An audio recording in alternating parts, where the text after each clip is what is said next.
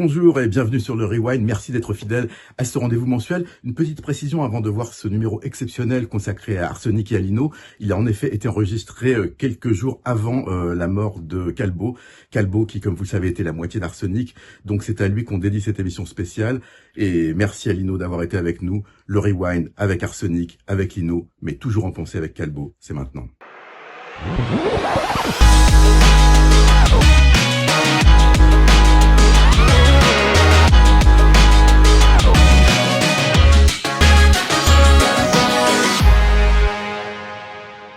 Quand le premier album d'Arsenic est sorti en 1998, tout le monde a dit « Ce gars est le meilleur lyriciste du rap français ».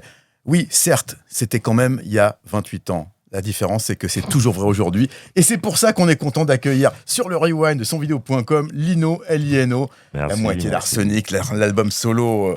Les albums solo, enfin, il y en a 2 à ce jour, mais le troisième ne va pas tarder à arriver. Non, il y en a 3. Ouais, tu penses que tu comptes Radio Bitume ou... Radio Bitume, je le compte maintenant. Allez, c'est bon. Alors, on attend le 4e, donc. Je l'ai réévalué. Ok, on va parler de ça et du reste. Alors, écoute, Lino, déjà, on va évidemment commencer par le début. Le premier morceau... Alors, il y a L'Art d'utiliser son savoir, qui est cette compilation très underground, indé. Et puis, ce qui va choquer le monde entier, c'est cette première apparition sur Hostile. On a beaucoup parlé du morceau de Lunatic, mais le morceau de Arsenic, c'est quand même pas mal non plus. Comment est-ce que tu te retrouves avec ton frère Calbo sur cette compilation Hostile Hip Hop ? C'est par le biais de Sectaram, c'est Kenzie, je crois. Hein. C'était les premiers... Kenzie était en bisbille avec Benjamin. Je suis Vaniche du label Hostile, ouais. Donc voilà, il nous a mis, on était les petits nouveaux qui arrivaient. Donc à l'époque, pour un nouveau groupe, pour faire ses preuves, c'était les compiles. Chez nous, c'était les compiles. Aux États-Unis, c'était les BO de films. Donc, nous, c'était les compilations. Donc, on a fait, avant de faire le premier album, on a fait 2 compilations, je crois, je sais plus. Et il en fait remonter à la surface sur Hostile. Et Rime et Châtiment dans L432. Voilà. Comme Lunatic, d'ailleurs, qui a fait les 2 Exactement. aussi. Exactement, on a le même parcours. Ouais. Et alors, donc, quand sort en 88 le premier album, alors cet album, c'est un monument, quelques gouttes suffisent, avec ce look qui, à l'époque, aurait pu être prohibé par Lacoste, parce qu'il vous aimait pas trop, mais depuis, ça a évolué quand même. Oui, mais c'est parce qu'à l'époque... en fait, on avait les mêmes tares que le rap lui-même, c'est-à-dire que toutes les problématiques liées au rap, c'était quoi ? C'était la banlieue, c'était les jeunes les jeunes basanés de banlieue. Donc on n'était pas très à la mode dans le mainstream, si tu veux. Les choses ont bien changé dans le bon sens. Exactement. Pharrell Williams et le DA chez Louis Vuitton. Ça dit beaucoup. Cet album, il est entièrement... Alors, il y a une originalité c'est peut-être pas si courant que ça dans le rap français de l'époque. Il y a un seul producteur qui est Jimmy Finger, qui fait pratiquement tout l'album. Je crois qu'il y a un morceau qui n'est pas de lui. C'est Chris. Ouais. Mais qui bossait avec Time Bomb aussi. Comment est-ce que vous vous retrouvez à avoir cette osmose avec ce producteur ? Parce que c'est vrai que on dit souvent que le rap, c'est une musique qui peut se démoder à cause des sons qui vieillissent. Pour moi, ça fait partie des albums quand même assez indémodables qui peuvent encore s'écouter aujourd'hui sans aucun problème. Comment vous êtes arrivé à cette alchimie entre le son de Jim Finger et les rimes de Calbo et Lino ? Ça, c'est Tony Truant, mon cousin, qui a fait des sorties en soirée une fois, je sais plus, et il a rencontré Jimmy, je crois. Moi, je suis pas le meilleur pour raconter les anecdotes, mais je sais que je crois que c'est Tony qui l'a rencontré la première fois, je crois. Et ensuite, on a fait la rencontre après, quoi. Et à l'époque, qu'est-ce qui se passe, c'est que on est nouveau dans le game, donc on cherche des beatmakers, c'est pas évident. Donc on cherche des mecs. Mais en fait, là où je mets un bémol dans ce que tu as dit à l'instant, c'est que en fait, ce qui était la norme à l'époque, c'était vraiment plutôt le côté un beatmaker et un groupe. Oui, enfin, quand il faisait partie du groupe, par exemple, DJS avec oui, exactement. Oui, d'accord. Oui, d'accord, ok. Mais c'est vrai que Jimmy, on le connaissait pas avant, mais par le biais de Tony, on s'est parlé et tout. Il a dit qu'il faisait du son et tout, et j'ai écouté les trucs. J'ai dit putain, il tue cet enfoiré. Et il faisait ses sons dans sa chambre et tout. Je sais pas, dans sa grotte, je sais pas ce que c'était.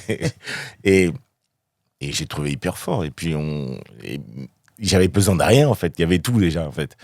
Chaque fois qu'il m'envoyait des sons, chaque fois qu'il nous envoyait des sons, ça tuait. Donc, on a continué avec lui. C'était naturel. On s'est pas pris la tête. Cet album, c'est un festival de textes incroyables, de punchlines. Je disais que tu étais le meilleur lyriciste français. C'est vraiment pas porteur de lèche. Je veux dire, franchement, je vois pas grand monde. Je le sais. Je vois pas grand monde qui pourrait te maintenant, j'en suis convaincu. Est-ce qu'à l'époque, alors c'est toujours bizarre comme question, mais est-ce qu'à l'époque vous aviez conscience de faire un classique? Est-ce que vous étiez simplement content de ce que vous avez fait, ou est-ce que vous aviez vraiment le sentiment d'avoir fait quelque chose de particulier, parce qu'il n'y avait pas tant d'albums que ça qui sortaient à l'époque, beaucoup moins que maintenant évidemment. Cet album, il a marqué. Non, pas du tout. Pas du tout. Nous, on est de cette époque où on avait conscience de rien. Je pense que les artistes de ma génération, ou même, j'ai même allé un peu plus loin, les mecs de la génération avant moi, je suis pas sûr qu'ils avaient conscience de ce qu'ils foutaient là, en fait. Pourquoi je dis ça? Parce que là, de quoi on parle quand on dit avoir conscience de la capacité si ta musique peut marcher ou pas. On s'en foutait, en fait. Non seulement on s'en foutait, mais on savait même pas. On savait pas déjà, parce que les artistes qu'il y avait avant nous, donc NTM, pour nous, c'était Ministère. Enfin, quand je dis pour nous, c'est dans notre secteur, c'était Ministère Hammer et tout ça. On savait pas ce qu'ils vendaient, en fait. Mais pas du tout. Aujourd'hui, on a tous les trucs, tu vas regarder, l'autre, il a vendu tant, il a vendu tant. Mais nous, on savait même pas ce que ça vendait, un NTM ou un IAM, on savait pas du tout ce que ça vendait, en fait. Pas du tout. Et on n'était même pas dans les chiffres. Nous, on sortait un disque, on était contents, tu vois. On venait du hip-hop, et nous, ce qui nous intéressait, c'était sortir le disque.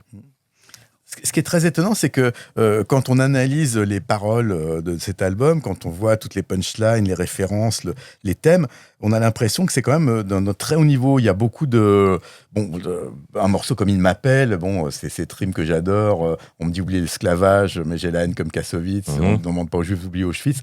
Ce genre de fulgurance, ça t'arrive comment? Dans un moment de grâce, c'est normal? Tu te dis c'est juste un texte? Parce que des comme ça, il y en a tout le long de l'album quand même. Ouais, mais je pense que non. Encore, je vais le dire. Après, ça peut paraître, mais non, c'est naturel. Je veux dire, c'est il y a pas de calcul en vérité. Si là où je calcule, à la rigueur, la première fois que j'ai dû, on n'a jamais vraiment calculé, en fait. Non, j'ai jamais vraiment calculé. Ou peut-être, si je calcule, c'est peut-être maintenant, alors, à la rigueur. Mais ce que je veux dire, c'est qu'on a l'impression, parce que tu sais, souvent, ce qu'on entendait principalement comme critique sur le rap, qu'on continue à entendre, c'est genre, c'est des gens qui n'ont pas de culture, ou pas d'éducation, ou qui savent pas lire, qui savent pas écrire, enfin, des trucs très, très négatifs. Et là, ce qu'on comprend, c'est que on a l'impression que tu as vraiment pas une culture de banlieue, mais une vraie culture, quelque chose qui, avec des refs, avec des textes une vision de la société, une façon de raconter le racisme. Pas en disant, ouais, le racisme, c'est moche, c'est pas SOS Racisme, c'est vraiment une saison blanche et sèche. Ce texte, il est incroyable. Mais je pense qu'on peut dire ça de tous les bons rappeurs et tous les bons artistes de rap, je pense. Oui, mais moi, je parle de toi. Non. Mais ce que je veux dire là par là, c'est que ce qu'on reprochait au rap, je pense que c'était basané, que ça venait de banlieue, en fait. Et le fait que c'était basané, que ça venait de banlieue, on voulait pas entendre, quoi. On voulait pas écouter. Mais quand on prenait le temps d'écouter, on sortait des pépites. Ah oui. Tu vois ce que je veux dire? Quand je dis pourquoi je sors de ma personne, parce que rien que de ma génération, il y a des mecs qui faisaient un boulot énormissime. Tu prenais des mecs comme Roca, tu prends des mecs comme Oxmo, tu prends des mecs comme Lunatic, tu prends des mecs comme... Il y en a énormément, tu vois. De ma génération, hein. Je parle même pas de l'autre génération, parce que c'est eux qui nous ont influencés. Donc, ils étaient... Comment tu peux enlever le fait que Assassin soit un groupe très politisé, même limite, c'était même la limite de l'intellectuel, quoi, quand tu écoutes les premiers IAM, tu vois ce que je veux dire? Même NTM, t'entends le monde de demain, tu vas dire, c'est des abrutis qui ont fait le morceau. C'est pas possible, tu vois. Donc, il faut comprendre ça. C'est-à-dire que pourquoi je sors de moi, c'est parce que moi, je suis influencé déjà par ces gars-là, déjà. Si on fait la musique qu'on fait, c'est parce que eux l'ont fait de cette manière. Mais au-delà de ton éducation par le rap et de tous ces textes que tu as écoutés, tous ces artistes, comme tu le dis, de la précédente génération qui t'ont influencé, c'est quoi, toi, ton cursus? Est-ce que tu as été loin dans les études? Est-ce que tu as lu de ton côté beaucoup? Non. Je l'ai dit, il y a des fulgurances, mais j'ai des facilités. À l'école, j'étais nul à l'école, mais pas parce que je pense que j'étais pas à l'aise avec l'idée. L'idée, c'est pas bon à dire pour les gamins de maintenant, mais moi, c'est personnel. J'étais pas à l'aise avec l'école, apprendre, m'asseoir, apprendre et tout. J'étais pas à l'aise avec ça, mais j'avais des facilités dans l'écriture, dans la langue française, dans aborder la langue française, le français, tout. J'avais des facilités. Tu sais, tu évoquais tout à l'heure le Secteur A, donc collectif fondé par Kenzie, qui a été une importance capitale dans le rap français. Et Kenzie, dans les premières interviews que j'avais fait de lui à l'époque avec Ministère Hammer, il disait, il se moquait un peu d'elle, il disait, oui, Ayam, il dit, oui, nous on a lu Strange. Mais toi, t'avais lu quoi? Parce que t'as dû lire. Ouais, quand mais même non, mais Kenzie, il y a un truc avec Kenzie qu'il faut savoir, c'est que Kenzie, c'est un malin, c'est un grand communicant. Ah oui. Il a beaucoup lu aussi. Mais il faisait style genre. Mais c'est bien de le dire de cette manière-là. Ouais. Mais je sais que quand il va me voir, il va comprendre de quoi je parle. Mais je sais que c'est quelqu'un qui lisait aussi. Tu peux pas avoir le niveau qu'il a sans avoir lu un minimum. Tu vois. Mais il fallait qu'il attaque. Là, il était dans une position, donc c'était il fallait le dire. Voilà, j'ai pas lu, j'en s'en bats les couilles. Non. Oui, il a dit j'ai lu Strange. Oui. Mais après, je comprends ce qu'il veut dire. C'est-à-dire qu'il faut pas arriver. Faire des trucs un peu pompeux en disant j'ai lu ça, on s'en bat les couilles. Même si tu l'as lu, voilà, tu le mets de côté, c'est pas grave. Est-ce que ce premier album, ça a été un enregistrement rapide? Est-ce qu'il y avait des textes qui étaient déjà prêts quand vous êtes rentré en studio? Ou est-ce que, comme beaucoup, t'écrivais en studio pendant que le beat tournait? Non, on l'écrivait à la maison, mais il y a des trucs qu'on a écrit en studio aussi, mais c'est comme la fameuse phrase j'aime pas trop. Parce que ça devient un peu une figure de style. Quand les artistes te disent que oui, mon premier album, c'est toute ma vie, j'ai écrit toute ma vie, et après, bon. Mais au-delà de la figure de style, c'est vrai, en fait. C'est que c'est des textes, il y a des textes que tu avais et d'autres que tu as écrits après. Donc, et puis, c'est plus facile de raconter sa vie au départ qu'après. Est-ce que pour ceux plus jeunes qui commencent à écouter du rap aujourd'hui et qui le découvrent, qui ont toujours vécu avec, puisqu'il y a toujours eu du rap français depuis 30 ans. Vous, quand vous êtes arrivé, c'était quand même encore quelque chose de relativement nouveau. Comment est-ce que tu as ressenti l'écoute de ta musique? Est-ce que tu as été étonné des répercussions auprès du public, des médias, ou pendant les concerts? Bien sûr. Oui, forcément, parce que nous, on est de la... Justement, on en parlait, nous, on est de la génération... la génération hip-hop, si on a encore ce truc de hip-hop, de cette génération où c'est important pour nous, la culture hip-hop. Donc, et je te disais tout à l'heure que ce qu'on voyait, nous, des mecs qui nous précédaient, c'était en termes de vente, tout ça, on savait que dalle. On s'en fout. Non seulement on en savait que dalle, mais on s'en foutait. Nous, on voulait juste tuer sur un disque. C'était ça l'important. Donc, c'est ça la réalité des artistes de ma génération. Ça peut changer après, parce que les mecs ont conscience de ça. Je pense que c'est après nous que cette conscience de vente de disques et tout arrive. C'est-à-dire qu'on commence à promouvoir les disques, c'est-à-dire qu'on fait des couves de disques avec des disques d'or. On commence à dire ouais, FF. Je me rappelle, on avait fait une couve avec FF. Je crois, je sais plus quel magazine. C'était RER ou Groove, je crois. Ouais, je crois, ouais. Et on fait moi, j'ai jamais vu une couve de NTM, ministère avec un disque d'or. J'ai jamais vu. Ouais. Mais nous, à partir de nous, on l'a fait. C'est-à-dire, on avait des vidéos, je me rappelle, il y avait même des trucs sur TF1 où on arrivait, la remise du disque d'or et tout. Là, ça commençait à ce niveau-là. Je pense que c'est à partir de nous qu'on a commencé à promotionner cette idée que le rap pouvait être vendeur et tout. Et cet album, ce qui est très étonnant, on se rend pas compte, mais il y a une diversité dans le. Il y a des textes qui sont extrêmement durs, comme Il m'appelle, ou très profonds, comme Une saison blanche sèche. Puis il y a des trucs plus légers, comme Par où t'es entré, on t'a pas vu sortir, ou Affaire de famille, qui a été un énorme tube. Comment est-ce que vous arriviez à trouver cet équilibre entre le presque, je dirais pas le rigolo, mais en tout cas le très catchy, et puis le beaucoup plus profond et dense Après, ça va avec nos personnalités aussi. C'est-à-dire qu'on ne voulait pas rester sur un truc. Il fallait qu'on colle aussi à ce qu'on est. C'est-à-dire on est des petits cons, mais pas H24. Et il y a aussi la force d'un mec comme Jimmy. C'était vraiment, pour le coup, une découverte de malade. Parce que il est très éclectique. C'est-à-dire, il sait tout faire, en fait. Il savait faire des morceaux un peu plus posés, un peu plus machin. Il savait tout faire, en fait, techniquement.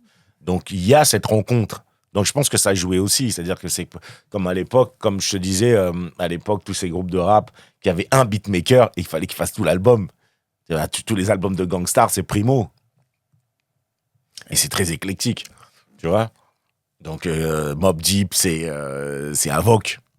Donc, s'il y avait ce truc-là à l'époque qui était très intéressant, mais il fallait vraiment que le beatmaker soit très, très éclectique. Tu vois. Cet album, il a, je crois, à l'époque, si je me souviens, il avait vendu autour de 200 000, ce qui était un assez gros chiffre quand même, double disque. Non, on est à 300. Oui, non, je dis à l'époque, je veux dire, sur la première exploitation. Après, évidemment, heureusement, ça a continué. Mais ce dont on s'est aperçu à l'époque, c'est que malgré les ventes, c'était globalement la musique rap, et vous en particulier, était sous-représentée par rapport aux ventes, comme si il y avait une espèce de volonté de faire passer les goûts des programmateurs avant le côté objectif des chiffres de vente. Tu l'as ressenti, ça, ce côté un petit peu mis de côté parce que c'est du rap français et que donc... Oui, bien sûr, mais au-delà du fait que ça soit c'était du rap. Il y avait la même problématique aux États-Unis quand on disait que c'était une musique de sauvage ou les mecs... quand ils cassaient les disques de rap, il y avait ce truc-là. C'est-à-dire, il y avait ce truc, c'était pas de la musique, c'est un truc... Le rap a toujours été accolé à la banlieue. Et au-delà de la banlieue, il y a aussi le côté racial aussi. C'est des basanés, ils connaissent rien à la musique et tout ça. Tu vois, c'est une musique un peu préfabriquée et tout ça. Il y avait toutes ces tares-là qu'on pouvait accoler au rap. Ça a toujours été. Mais c'est pas grave parce qu'on avait le public était là, en fait. C'est ce qui faisait la différence. Et nous, c'était ce qui nous intéressait. On n'a jamais voulu draguer le mainstream. On s'en foutait totalement. Mais cette idée que c'était une musique barbare, en fait. Ça... Mais je vais aller plus loin. Parce qu'aujourd'hui, on peut nous dire que c'est la nouvelle pop. Tu m'as l'air dubitatif. Non, parce que moi, j'ai l'impression qu'elle est toujours autant ostracisée, en fait. Oui, sauf que la différence, c'est que là, les salles sont pleines, les streams sont... C'est toujours pareil. Oui. C'est toujours pareil, c'est l'adhésion du public. Mais là, si on part dans le mainstream pur et simple, c'est toujours une musique qui est mise de côté, en fait. Pas faux. Et c'est pour ça qu'Internet était aussi important dans la croissance du rap, c'est que ça a permis de bypasser justement les médias et les majeurs, parce que on a l'impression que les maisons de disques aujourd'hui n'ont plus la... Oui, carrément. Comme on a cassé les intermédiaires, voilà. Donc le truc, il va... Tu as un téléphone, tu vois, c'est bon, ton artiste, tu le suis, tu suis ses réseaux, tu suis tout. Donc, oui, c'est un autre monde. Alors, il se passe quelque chose quand un groupe sort son premier disque et qu'en plus, il est aussi... entre guillemets parfait, en tout cas vraiment compact, solide, qui fonctionne, qui trouve son public. C'est un cliché de la rock critique, le toujours difficile deuxième album. Et vous avez mis un moment quand même pour sortir quelque chose à survécu. Ça a été... Est-ce que c'est... On est très lent. Qu'est-ce qui se passe quand... parce que bon, l'album sort, alors à l'époque, le rythme n'est pas le même. C'est vrai qu'il faut... Il y a généralement une tournée qui suit, des singles, l'album vit pendant 1 an, parfois un peu plus. Ensuite, généralement, le groupe se remet au travail au bout d'1 an et quelques. Vous, ça s'est passé comment, l'après, quelques Ouais, tranquille. Mais je pense qu'on est très nonchalant. Non, ça s'est passé... non, tranquille. On passait de 0 à 100, en fait. C'était... pour nous, c'était beaucoup. Limite, on aurait arrêté après le premier, on était bon, quoi. Je sais pas si je me répète, mais beaucoup de groupes de ma génération n'attendaient pas grand-chose d'une carrière musicale, en fait. C'est-à-dire que moi, je suis pas parti j'ai pas embrassé le rap en disant ça va être ma carrière, quoi. Donc, dès la mesure où j'arrive là et que ça fonctionne de fou, je dis putain, on a escroqué qui, en fait? Qui s'est fait escroquer? En tout cas, c'est pas nous. Donc ouais, on n'a jamais vu ça comme ça. Donc on a été tranquille. Et puis les mecs nous ont appelés, ouais, faut faire un deuxième. Ah bon? Vas-y, viens, on va faire un deuxième. Et je pense que c'est comme ça. Le deuxième, il est assez différent. Il y a Sulibi qui fait beaucoup de prod, assez riche, très orchestré. Il n'y a plus l'hégémonie de Jimmy. Qu'est-ce qui vous a fait évoluer en termes de son sur ce deuxième album? Non, mais c'est parce qu'il y a... quelque chose a survécu. Bah, c'est des rencontres, après, c'est les rencontres. Et puis, quand tu sors au départ, on est des mecs de Villiers qui connaissons zéro beatmaker. Ensuite, on commence avec Jimmy. Et puis après, quand il faut faire un deuxième album et que le premier a très bien marché, donc on a des sollicitations, on a d'autres sollicitations. C'est normal, c'est une évolution normale. Et Sully, putain, je sais pas comment on a rencontré Sully, putain, je sais même plus. En tout cas, on a rencontré Sully et c'est un tueur, cet enfoiré. Il envoyait des trucs de malade. Dès qu'il m'envoyait un son, c'était une tuerie. Et donc voilà, je me suis dit putain, on va bosser avec lui. À la base, le deuxième, je le voyais très très soul musique, tu vois. D'ailleurs, il y a des prémices de ça, comme il y a des morceaux soul dans l'album et tout, mais c'était c'était la ligne directrice première du deuxième album.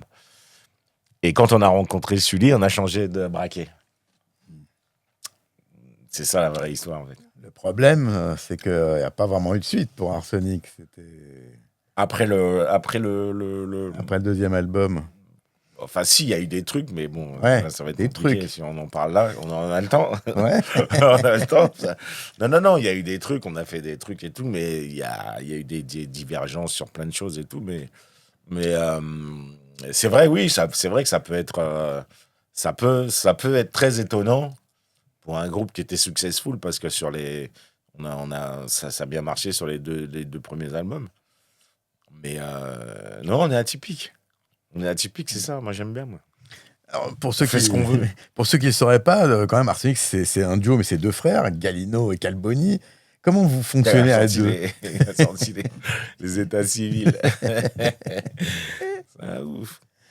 Bah non, tranquillement. On est non, c'est très... Il y a des facilités, il y a des... Comment dire? Il y a des... On retrouve les automatismes très facilement, en fait. Donc, dès qu'on est en studio, les automatismes, ils reviennent assez facilement. Donc, on est frangins, donc on se complète assez facilement. Et puis, il y avait les gimmicks, hein, Calbo, c'est tu le sais, et toi, le fameux... Ouais. Le bruit de... Ouais, je sais pas si Calbo, il a dit des trucs là-dessus. Non, mais le chichi, il vient d'où? Ouais, non, faut pas le dire. Enfin, faut pas le dire. C'est un truc très basique, en fait. Je sais même pas pourquoi on se prend la tête là-dessus. Vas-y, dis-le alors. Non, il n'y a rien à dire. Non, parce que Calbo, il en a parlé. Je lui dis, arrête tes conneries. Mais non, mais c'est pas intéressant. C'est un bruit. Ah oui, mais c'est mais oui, apparemment, c'est hyper important pour les gens. Moi, je sais pas, il y a des gens qui m'en parlent. D'où ça vient? C'est juste un bruit, man. Évidemment, on peut pas imaginer un groupe sur toute cette ampleur-là sans une carrière solo. Elle a fini par arriver, mais quand tu disais on n'est pas des rapides, effectivement, déjà celui-là, il a connu. Alors déjà, il a été retardé pas mal, hein, parce que je me rappelle, il avait été annoncé, et puis après c'était genre. Non, mais parce qu'il n'était pas non plus. La carrière solo, c'était pas non plus quelque chose de prévu. Je l'ai fait un peu. Comment dire? C'est pas par contrainte, mais presque, quoi. Il fallait sortir un disque après le troisième album avorté, donc il fallait sortir un disque, donc j'ai sorti celui-là. Il y a une raison pour cette avortion du troisième album? Bah, il faudrait que tu fasses une interview d'Arsenic, qu'on soit 2 sur le plateau, parce que sinon c'est compliqué. Bonne esquive. Non, c'est pas une esquive, mais c'est réel. Il faut qu'on soit 2 sur le plateau, parce qu'il y a des divergences qu'on a eues, moi et Calbo, sur des trucs. Mais il faudra vraiment qu'on soit à 2 pour en parler. Ça sera moi, ça me dérange pas, mais... ok. Mais donc oui, cet album. Alors, ce qui est amusant, c'est que c'est aussi les débuts de Fifou qui va s'occuper du visuel. Oui, c'est enfoiré de Fifou. Oui. Qui s'essaye à l'angélisme avec le gamin. Ça c'est mon concept. Je veux pas rentrer dans les détails, mais bon, les copains. C'est toi qui a les idées. Ouais, j'ai pas été payé pour ça. Est-ce que l'inspiration vient de façon différente quand on est tout seul à écrire par rapport à Oui, ça vient. Oui, c'est plus facile parce que on fait pas de. Oui, parce que j'y vais tout droit. Là, j'ai pas besoin de dire ouais, maintenant, qu'est-ce que t'en penses. Tu vois ce que je veux dire? C'est moi tout seul, quoi. C'est moi tout seul et tout droit. Donc, j'ai pas besoin de faire attention à ce que va penser l'autre ou pas. Explique-nous le concept de Paradis Assassiné, ce titre. Alors moi, je pose un truc. Après, concept, c'est beaucoup dire, mais je pose l'idée que voilà, j'avais un truc un peu. À la base, c'est pas la pochette. La pochette, c'était le petit à la base. D'ailleurs, c'est toujours ce qui arrive. Même Requiem, c'est pareil. Requiem, à la base, c'est pas la même pochette. Perso deviendra. C'est-à-dire, moi, en fait, très tôt, si tu veux, j'ai pas voulu apparaître sur les pochettes. Mais je suis influençable. Donc, à chaque fois, on me dit, ah non, tu devrais. Bon, après, je cède. Comme je suis un peu influençable, je cède. Tu voulais pas être le rappeur masqué, quand même Non, pas masqué, mais j'aime bien. Non, j'aime bien les pochettes d'albums où c'est pas l'artiste. Je suis pas moi. Je suis pas spécialement fan des pochettes d'albums où il y a le mec dessus et là où il y a ta grosse tête. Non, je suis pas spécialement fan de ça. J'aime bien les pochettes d'albums où je suis pas dessus. Mais sur celle-là, à la base, c'était l'inverse. C'est-à-dire, c'était censé être le gamin du verso qui devait être sur le gamin avec les ailes et tout. J'avais fait un truc pour ça et tout. Et pour Requiem, pareil. Pour Requiem, j'avais une meuf, je crois. J'avais une meuf et tout on dirait une veuve et tout. Je sais pas, il y avait un truc, il y avait une photo. D'ailleurs, je crois qu'elle est dans l'album même, je crois. Je crois qu'elle n'est pas au verso. Est-ce que non, elle est. Je sais pas, dans le vinyle, je suis pas sûr qu'elle est. Non, mais c'est plutôt à mon avis, dans le CD et tout. Ah oui, non, là, il n'y a pas. Ouais, c'est dans le CD et tout. J'avais un autre truc. Bon, après, voilà, on m'a conseillé, non, mets ta gueule dessus. Quel est le morceau dont tu es le plus fier sur ton premier solo, Paradis Assassiné? Il doit bien y avoir quelques morceaux que tu préfères. J'aime beaucoup Paradis Airline. J'aime beaucoup Paradis Airline qui a été produit par Eben. Et j'aime beaucoup ça parce que ça, en fait, il synthétise beaucoup l'idée de cet album, en fait. Je crois que sur celui-là, c'est ta première collaboration avec Booba. Non, on avait fait le morceau avec Ali. On avait fait le morceau avec Ali avant. On avait fait, c'était sur Sang d'encre, je crois. Ah oui, mais non, là ouais, évidemment, Clic de Barbare, mais là c'était c'était Arsenic. Oui, mais oui, ouais. on avait. Mais en solo, avant le morceau sur l'album de Booba, il y a celui-ci, où il y avait Calbo aussi d'ailleurs, si je me rappelle bien. Ouais, exact. Oui, c'est la première catégorie. Ça se passe comment alors parce que là on est quand même en très très haut niveau de texte. Ouais, mais non, mais Lunatic déjà, c'est des mecs. Je sais même pas. Moi, je l'ai déjà dit 20 000 fois. C'est des magiciens du rap. Donc on a travaillé très tôt ensemble. On aurait dû faire un titre avec dans l'album dans Quelques gouttes suffisent qu'on n'a pas pu faire parce que je crois qu'à l'époque Booba est tombé. Et Ali, on t'a vu, il est bon. par loyauté, il s'est dit, bon, Booba, il est pas là, c'est un peu relou de faire le titre. Et on a compris, j'ai compris son délire et tout. On aurait déjà dû déjà dû avoir un Lunatic Arsenic, un autre dans quelques gouttes. Mais ça s'est pas fait. Après, on a fait ce morceau-là. Non, c'est des gars qu'on respecte énormément. On est de la même génération et c'est des tueurs. C'est des tueurs. Alors, le seul problème avec ta carrière solo, c'est que t'es pas vraiment sur un rythme à la Jul. Hein. Parce qu'entre Paradis Assassiné et Requiem, déjà il y a 10 ans. Bah, 2005-2015. Je comprends vite, mais il faut m'expliquer longtemps. Alors là, on est en 2026 et le peuple demande un 3e album solo de Lino. Mais ça fait 11 ans. Il faut qu'ils attendent. Qu'est-ce qui s'est passé? Ouais, qu'ils attendent. C'est bien d'attendre. On s'est vu au demi-festival l'été dernier, en 2025. Et tu m'as dit, ça arrive peut-être. Non, c'est bien d'attendre. Moi, j'ai une carrière atypique. Moi, je suis spécial. J'aime bien faire ça. Non, parce que je suis très lent, en fait. Je suis très lent. Je suis très lent. Je travaille énormément, mais je suis très lent à la détente. Donc, justement, parlons de travail. Moi, j'aimerais, je ne vais pas dire rentrer dans ta tête, mais comprendre comment est-ce que tu... si on prend... Choisis le texte que tu veux, un dont tu te souviendrais, comment est-ce que tu arrives à finaliser un texte? Est-ce que t'es du style premier jet, ou est-ce qu'au contraire, quand tu dis je suis lent, est-ce que tu travailles, tu remixes, tu refais, non, pour écrire, je suis assez rapide. C'est dans la gestation. Moi, je parle pour les albums, mais pour les textes, non, je peux même écrire. J'écris même, par exemple, sur des feats et tout, on peut écrire beaucoup en studio ou des trucs comme ça. Non.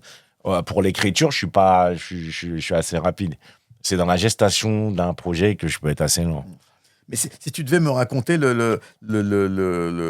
comment t'en es arrivé, par exemple, au texte d'une Saison blanche et sèche ou de Requiem, comment est-ce que... Essaye de me faire vivre le développement. En fait, ça dépend des textes. En fait, c'est ça le truc, c'est-à-dire que il y a des textes qui peuvent être très rapides. Et parfois, il y a des textes où je peux commencer, par exemple, j'ai fait 4 mesures, ensuite je les ai mis de côté, et puis je suis revenu. Donc, ça dépend, en fait, c'est aléatoire. Je peux pas te dire vraiment, c'est pas j'arrive, et je termine le texte. C'est pas possible, ça. Enfin, c'est pas possible. Ça peut arriver sur certains textes, et d'autres non. Et après, des fois, c'est des fulgurances. Alors, des fois, il y a un truc qui m'inspire un peu plus, donc c'est plus facile pour moi. Après, quand tu me parles tu me parlais de quoi, d'une Saison blanche et sèche? Ouais. Ça, je peux pas te dire. Ça, je peux plus. Je me rappelle plus vraiment. Comment on arrive à cette phrase? Je pose mon viseur sur une cible d'Antinari Rabza. Comment t'arrives à... Quelle image t'amène cette image tellement puissante? Ouais, mais c'est, tu vois, c'est toujours ça. C'est-à-dire que si je te dis que oui, attends, je me suis levé, j'ai trouvé le truc, mais c'est presque ça en fait. En vérité, c'est presque ça, en fait. C'est pas loin de ça. C'est-à-dire que, poum, j'arrive, je trouve le truc, je trouve l'accroche, et après, le texte, il découle. Tu vois? Donc, je pense que c'est comme ça. Il n'y a pas de magie. C'est tu l'as ou tu l'as pas. Tu vois? Alors, mine de rien, il y a quelques instants, tu nous as quand même livré un scoop ici sur le Rewind, puisque Radio Bitume, qui est un album qu'à une époque, tu voulais presque interdire, que tu dis non, c'est pas fini et tout. Et là, tu nous dis, finalement, c'est un peu le 3e album solo. Ouais, parce que je suis très perfectionniste et il y avait des choses, de la manière dont les mecs avaient bossé la sortie du truc, le machin. D'ailleurs, avec la pochette, déjà, j'étais catastrophé. J'étais comme un ouf. C'était ghetto. Et moi, j'avais l'impression qu'il y avait plein de choses que j'avais pas fini et tout. Et les retours m'ont réconcilié avec le disque, quoi. Oui, et non seulement les retours, mais moi... Parce que moi, quand j'ai les boules sur un disque, j'écoute pas. quand je suis bleu sur un disque, j'écoute pas du tout. Mais quand j'ai écouté, j'ai dit, quand même. J'ai dit, il est très très bon quand même. Mais c'est vrai que ce côté pas fini, je me rappelle, il y a un morceau carrément, genre, la musique continue à tourner, on comprend très très bien qu'il y a l'espace d'un couplet, mais qui est pas là, quoi. Et puis bon, c'est pas... Ouais, mais... C'est qui l'a sorti, en fait, alors c'est Baïs. Menace Records. Ouais. Le bien nommé. Un sacré filou. Ouais, donc voilà. Donc j'avais des problèmes liés à ça. Et après, à la réécoute, j'ai dit non, quand même, putain, merde. Et puis, j'avais des mecs qui me disent, mais putain, ça tue, qu'est-ce que tu fais? C'est quoi le truc? Et moi, je voulais pas écouter. Quand j'ai écouté, j'ai un peu réhabilité le projet. C'est marrant, on dirait que tu parles à ton double quand j'ai écouté, mais c'est quand même toi qui les as fait, ces morceaux, à l'origine. Oui, mais il y a des fois, quand je suis énervé sur un truc, je l'écoute pas du tout. Ouais. Ah, j'écoute pas. Alors, après, donc 10 ans après Paradis Assassiné, on a Requiem, et je crois me rappeler qu'à l'époque, une de tes angoisses, c'est peut-être exagéré, mais tu avais peur de ne pas être compris, d'être d'une autre génération. Enfin, il y avait un truc où tu avais peur de ne pas toucher peut-être le public. Non, pas tant que ça. Non. J'ai jamais vraiment eu ce problème-là. Je pense que c'est plus. Non, quand je le disais, c'était plus cynique que ça, quoi. En fait, je disais, quand je disais mon rap touche pas les petites, j'étais très sincère avec ça, en fait. J'en suis presque à m'en foutre, en fait. Parce que j'avais conscience. C'est pas une peur, hein, j'avais conscience qu'à un moment donné, non, t'as un certain âge, tu touches des gens d'un certain âge. Je suis conscient de ça, en fait. Mais quand tu as vu débarquer justement toute cette nouvelle génération, encore plus maintenant, est-ce que tu y as, en tant qu'auditeur de rap, parce que tu écoutes quand même aussi du rap, est-ce que tu as trouvé ton compte avec certains ou Non, il y a des trucs qui me faisaient chier, il y a des trucs que j'aimais bien. Mais comme tout, j'aime bien les bons et je déteste les nuls. C'est quoi, c'est hyper facile de dire ça, mais en fait, c'est factuel. En fait, ce qu'on fait, c'est quoi? C'est une discipline, c'est du rap, c'est comme le foot. C'est-à-dire, si à un moment donné, si on joue au foot, si nous tous ici, on commence à faire un match de foot, si j'arrive et j'arrive dans la surface et je prends la balle avec la main, il y a un pépin. Ah oui. Donc, c'est clair et net. Moi, si un mec rappe bien, j'ai aucune raison d'avoir un problème avec lui. Pour moi, ça tue. Tu vois? Mais si c'est autre chose, si c'est des trucs trop hybrides, ça m'intéresse un peu moins. Et cet album-là, alors il y a Youssoupha en invité, il y a une ref à Renaud, qui est un des artistes que tu aimes bien, il y a même Corneille. Il y a Fianso aussi. Comment est-ce que... Niro. Ouais, Niro. Zao. Il y a beaucoup de monde, en fait. Ouais, il y a du monde. Putain, il y a qui encore? Il y a Léa Castel aussi. Il y a, comment il s'appelle, sur le mec reggae, là Ouais, il y a Doku. C'est Doku, ouais. Et il y avait Fally Poupa aussi. Ouais, il y a Fally, putain, mais il y a Fally, Léa Castel, Doku, Zao, Corneille, Niro, Fianso. Après, il y a Calbo, Tequila. Il y a du monde, ouais. Et t'en es content de cet album, alors? Ouais, bien sûr, oui. C'est un très bon album. C'est un très bon album de rap. Ah oui. La 12e lettre, magnifique. Oui, c'est un excellent. Est-ce que tu as l'impression que ta carrière solo a été appréciée à sa juste valeur? Enfin, tes 3 albums, est-ce que les retours que tu as eus, que ça soit des critiques ou du public, t'ont convaincu que les gens avaient compris ce que tu voulais dire, ce que tu faisais? Oui, je pense, ouais, je pense que oui, bizarrement. Après, il y a des gens qui ont pas. C'est très rare, en fait. Bizarrement, c'est très rare que j'ai des critiques un peu acerbes. J'ai rarement des critiques acerbes. C'est-à-dire que dans mon travail, en général, c'est pas. C'est-à-dire que j'ai jamais eu le délire, genre, j'ai fait un album de merde, quoi. Donc, ça m'est jamais arrivé, tactiquement. Heureusement, parce que vu ta fréquence de sortie, ça serait Non, mais dommage. ça m'est jamais arrivé. J'ai toujours été un peu assez privilégié par rapport à ça. Privilégié, je pense que j'ai fait le boulot aussi, mais, oui. Mais j'ai jamais... non, je suis jamais tombé dans le truc où cet album-là était nul ou pas. Est-ce que tu tiens une comptabilité, si je puis dire, de tes feats? Parce qu'il y en a quelques-uns qui sont spectaculaires. Bon, la loi du point final avec Oxmo, c'est... Tu retournes le morceau. Il y en a pas mal qui sont... Une comptabilité, c'est-à-dire combien t'en as fait avec non, mais là, attends, là, par contre, là, il va falloir le dire. Là, il va falloir être clair. Je pense, parce que j'ai vu, il y avait un truc qui était passé, ou je sais pas quoi. Ils avaient fait un truc genre... les mecs qui avaient fait le plus de feats. Je pense que je suis le mec qui a fait le plus de feats. je pense que c'est moi, en fait. Je sais pas, c'est pas une branlette, hein. Mais techniquement, je pense que j'ai dû faire le plus de feats.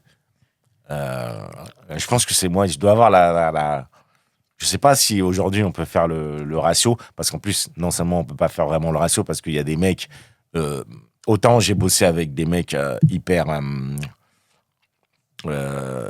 vue, et autant j'en ai fait beaucoup aussi avec des mecs qui étaient pas du tout connus. Et franchement, je pense que je suis là.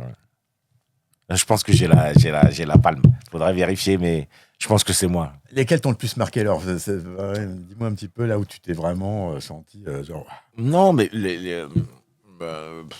non, en fait, j'ai pas envie de faire j'ai pas envie de faire du truc un peu trop facile, mais non, moi j'ai toujours les artistes que je kiffe. C'était toujours un plaisir de bosser avec. Et je pense avoir bossé avec tous les artistes que je kiffe, en fait. Alors, je me rappelle, il y en avait un, je sais pas, alors, tu vas me rafraîchir la mémoire, où je crois que ça te satisfaisait à moitié, comme dirait Fred Musa, c'était Ils veulent tous le succès. C'était un morceau. Non, c'était un bon délire. Ah, c'était avec. C'était pour. C'était Def Bond, c'était pour Sad Hill. Mhm. Oui, c'est parce que on était sur un beat un peu light. C'est pas le problème de Def et tout. Big up aux frères de Marseille et tout. Eric Dorgan. Non, c'était juste peut-être l'instru qui était pas. Peut-être l'instru qui était pas trop adapté. J'aurais préféré qu'on fasse un truc un peu plus nerveux. Mais vérifiez, les gars, vérifiez. Moi, je pense que j'ai une palme parce que j'ai dû travailler avec. J'ai dû bosser avec tout le monde, en fait. Ouais. Si on rassemblait tous les feats, ça ferait peut-être le 4e album. Non, parce que j'ai vraiment bossé avec tout le monde. Vraiment. Il y a des gars après avec qui j'ai pas travaillé, que j'aurais dû travailler, ça s'est pas fait et tout. Mais techniquement, j'ai bossé avec tout le monde. Ce qui est pas le cas de tout le monde. Et les Américains Non, mais les Américains, c'est pas le truc qui me fait le plus kiffer. Ça m'intéresse pas tant que ça. Sur Paradis Assassiné, j'aurais dû faire The Game, ça m'a pas intéressé. C'était le The Game de Documentary.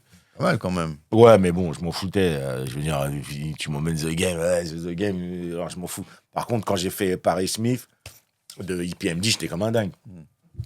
C'est peut-être plus ma génération. Ouais. Donc, non, j'aime beaucoup The Game. Je dis pas le contraire, mais c'était The Game, il venait d'arriver. Moi, j'avais déjà 2-3 albums dans les pattes. Je veux dire, je n'étais pas spécialement impressionné, même si j'ai adoré l'album et tout. Mais EPMD, pour moi, c'était plus dingue, en fait. Et non, le problème avec Reza, oulala, Reza, j'étais, Shaolin 6e Chaudron. Ah oui, ça a quand même putain. Quelque chose. Reza, parce que c'est tout ce que ça implique, Wu-Tang et tout ça, non, c'est magnifique. Ouais, Reza, j'ai kiffé, ouais. Est-ce que ce changement de mode de consommation qu'est le streaming par rapport à l'achat de disques ou l'enregistrement de cassettes, est-ce que pour toi, personnellement, en tant qu'artiste, ça a été quelque chose de positif? Je parle pas, tu vois, du public, de tout ça, mais toi, est-ce que tu l'as senti comme un truc positif ou t'as dit quoi, l'achat de stream? Non, justement, l'idée que maintenant, on n'achète plus des disques, on écoute. Ouais, on les achète. C'est quoi la question Est-ce que tu trouves que c'est quelque chose qui fait avancer la musique, qui est néfaste pour les artistes? Parce qu'il y en a beaucoup qui disent, en gros, on touche plus d'argent parce que c'est... Oui, c'est la carotte du truc, mais c'est une évolution de la musique. Qu'est-ce qu'on peut y faire? On n'y peut rien. C'est l'évolution de la musique, c'est l'évolution de la technologie, l'évolution de la musique. On n'y peut rien. Effectivement, il y a cette idée que beaucoup de gens ont l'impression, on balance plein de chiffres et t'as plein de gens qui ont l'impression de croire que les chiffres sont énormes et que les mecs effectivement, c'est très très mal rémunéré, ouais, effectivement. Mais c'est l'évolution. Qu'est-ce que tu veux qu'on fasse? Mais du coup, là, c'est vraiment la question boomer un peu, mais est-ce que tu vis du rap? Est-ce que, avec les streams de ce qui est déjà sorti, ça t'assure quelque chose? Est-ce que c'est les tournées qui... Bah, t'as vu la gueule que j'ai? C'est magnifique. Tu crois que je vis pas de ma musique? Voilà. Non, si, je m'en sors bien, ça va. Je m'en sors très bien. C'est pas... Et puis, on n'a jamais cherché non plus à être... Je veux dire, c'est pas le côté pécunier de la chose qui nous intéresse à la base. Mais on en vit bien. Sinon, je ferais plus d'albums.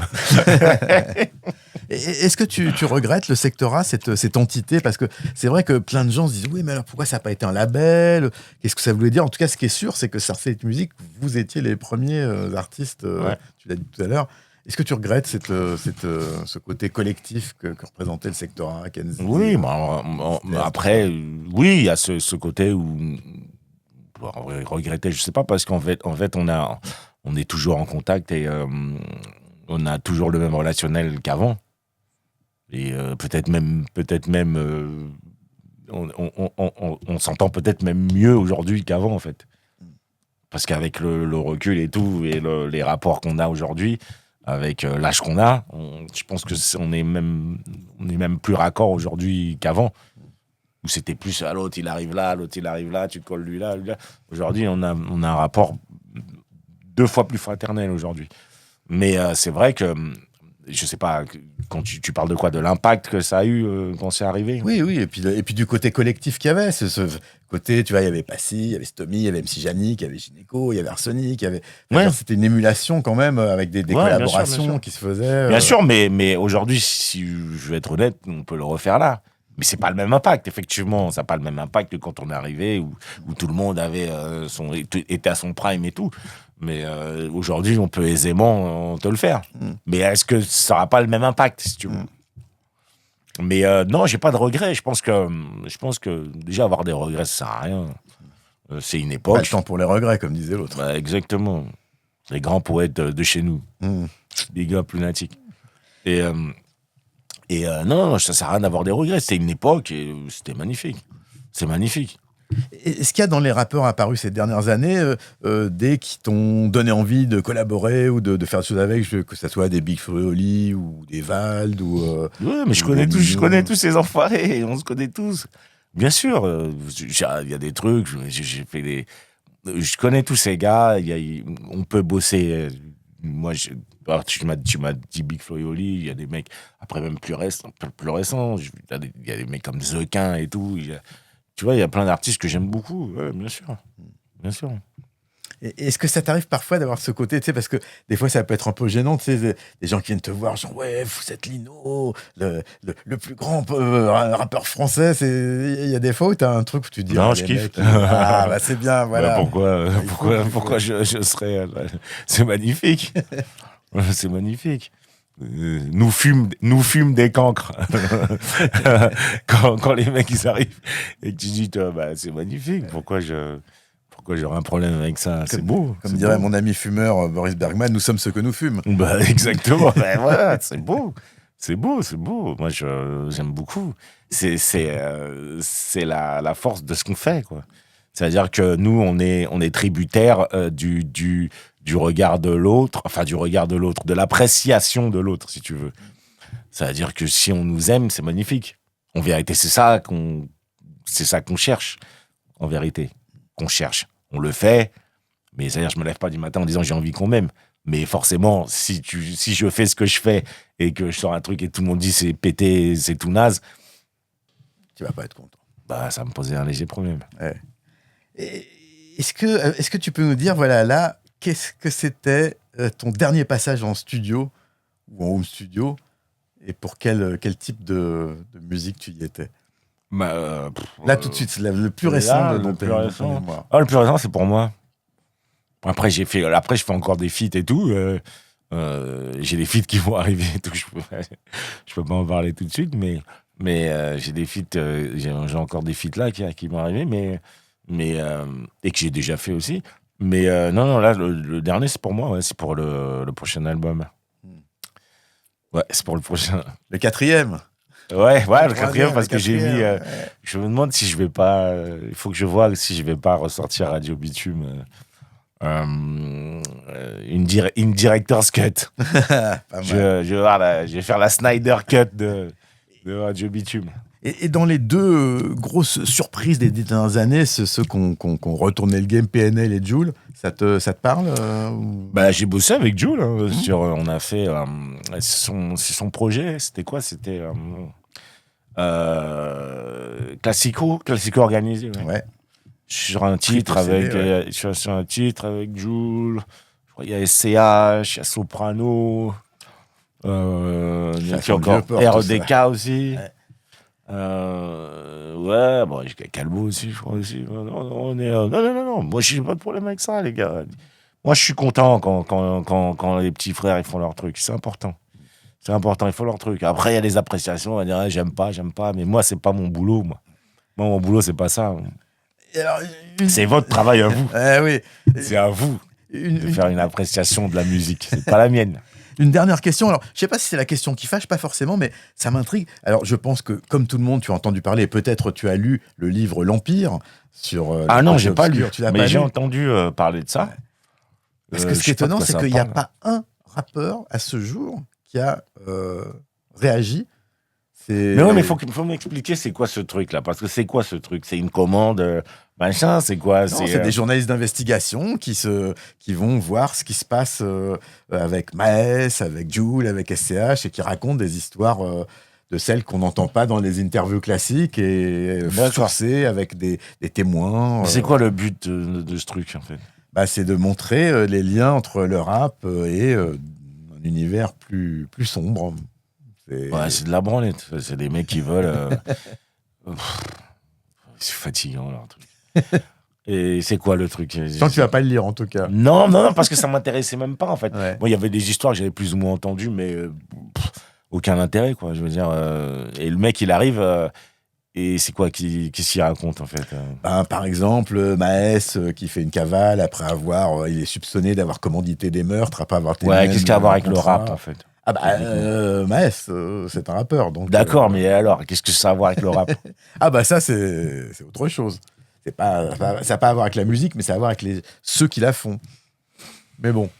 Et il a beaucoup d'affaires comme ça. Il a compilé des trucs intéressants. La partie sur SCH est assez intéressante, mais bon, après, comme tu dis, on ne parle pas de musique. Mais qu'est-ce qu'il veut démontrer par rapport à ça? Il démontre rien, mais il raconte des histoires. Si tu veux, c'est des journalistes d'investigation et qui vont investiguer, quoi. On branle totalement. Moi, je pense qu'un rappeur, c'est un être humain. Après, il y a Sarkozy, il allait en tôle. Ouais. Ah oui. Il fait pas du rap. Non, mais il a fait un bouquin avec ça. Ouais, mais lui, il a fait un bouquin. Il a fait 2 jours, il a fait un bouquin. 2 jours, il a fait un bouquin. Le mec, c'est un lifers, le mec. Il a pris, on dirait, il a pris 30 ans. Non, je veux dire, tout le monde fait de la merde, ou pour X raison, j'en sais rien, moi. Après, je connais pas la vie des gens. Mais, je sais pas, moi, faire un bouquin, lui, il veut juste vendre des bouquins. Je pense que c'est ça. Allez, dernière question. S'il te plaît, sur ce 4e album qu'on attend avec impatience, est-ce que tu as au moins une info, un petit scoop, un titre de chanson, de feat, quelque chose pour nous donner un petit peu envie, pour que ça vienne avant 2027 quand même? Non, je donne plus d'infos parce que quand je donne des infos, on me tombe dessus après. On me dit oui, tu as dit tel jour que... En fait, la seule info que je peux dire, c'est que j'hésite entre 2 titres. Ok, bon, écoute, il va falloir c'est qu'on se la seule contente de info ça. que je peux donner. Okay. Genre... En tout cas, quand on est au demi-festival à 7, été 2025, tu m'as dit l'album va arriver. Mais... Non, ou alors oui, après, je sais pas si c'est parce qu'à chaque fois on me casse les couilles avec ça, mais si je peux donner une info, je pense que ça va être soit un album très long, soit un diptyque. Voilà, je réfléchis à ça. Soit c'est un diptyque, soit c'est un album très long. Donc, c'est les infos que je peux donner. Eh bien, Lino, c'est ce que j'appelle une excellente nouvelle. En attendant de connaître le titre et d'écouter les morceaux, merci Lino d'avoir été sur le Rewind. C'était sur sonvideo.com. On se retrouve très vite. Eliano. Merci les gars. Yes. C'est moi qui l'ai fait. Tiens.